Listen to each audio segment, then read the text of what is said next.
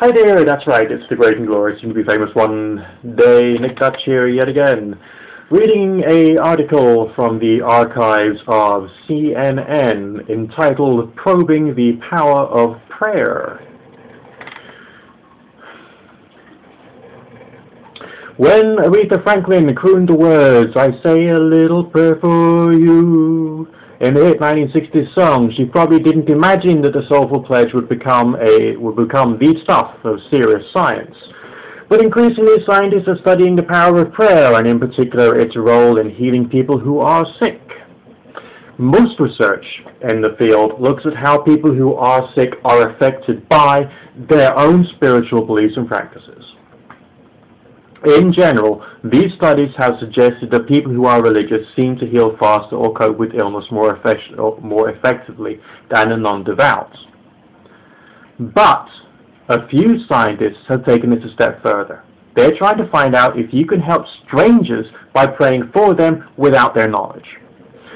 A recent controversial study of cardiac patients conducted at St. Luke's Hospital in Kansas City, Missouri, concludes that this type of prayer, known as intercessory prayer, may indeed make a difference.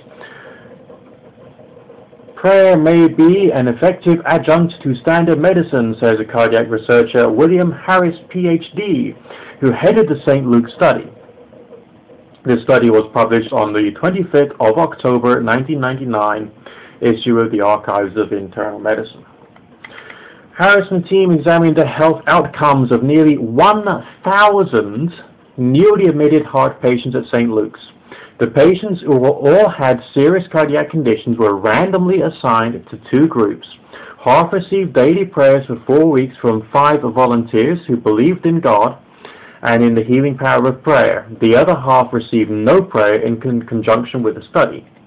The volunteers were all Christians. The participants were not told they were in a study. The people praying were given only the first names of the patients and never visited the hospital.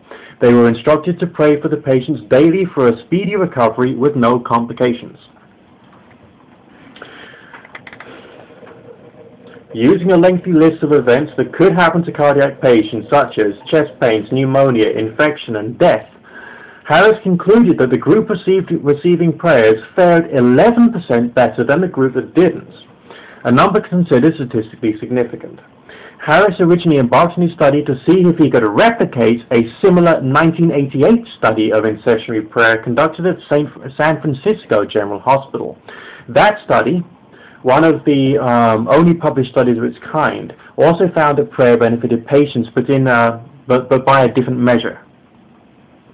The patients were able to go home from the hospital sooner. In Harris's study, the length of the hospital stay and the time spent in the cardiac unit were no different for the two groups. Still, Harris says, his study bolsters the evidence that prayer works. To me, it almost argues for another intelligence to have to redirect this very vague information. That's his argument. And at the very least, he says, his results validate the need for more research. It strengthens the field. The more studies are done which are independent, different places, and closer you are to the truth, he says.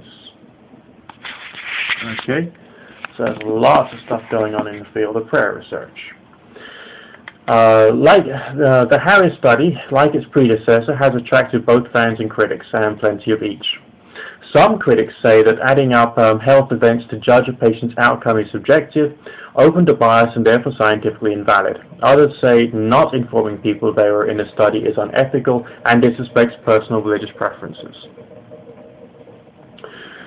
This was a reasonably well-conducted study, but I think they made some mistakes, says Richard Sloan, PhD, a cardiovascular researcher at Columbia Presbyterian Medical Center in New York, who closely follows research on spirituality and healing.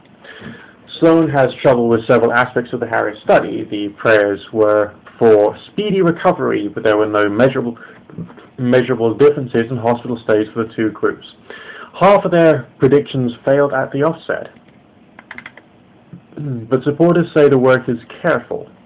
They're not claiming they're identifying how this occurred. They are just saying that maybe we should take a closer look, said Harold Koenig, I think that's how you pronounce it, MD, a doctor and professor of medicine and psychiatry at Duke's University, who has written about prayer and healing. The percent of difference in the outcomes of two groups was small, Cohen said, but the Harris study used sound methodology and produced intriguing results. Many people pray. Many people would like to know if their prayers are being heard.